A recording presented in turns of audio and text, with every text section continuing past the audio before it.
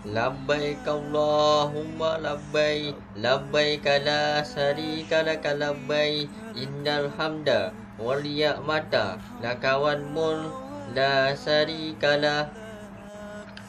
Allahu akbar, Allahu akbar, Allahu akbar, walillahil hamd.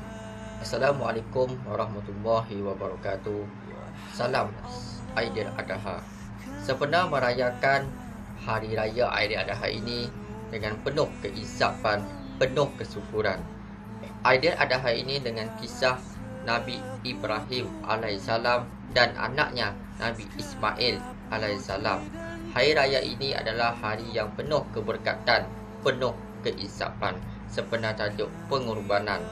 Jadi saya bagi seluruh geng kaki pemain badminton pada Tongah BC, kepada semua seluruh warga kelab FSBC Batu Lima, geng badminton Batu Lima, mana-mana geng lah.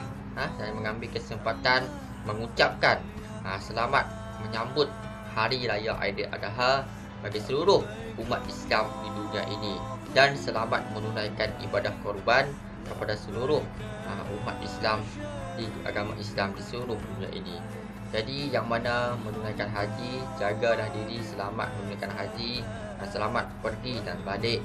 Semoga haji jadi tamu Allah Subhanahu Wa Taala, jaga kesihatan dan jaga keselamatan mereka sedang menunaikan haji di sana.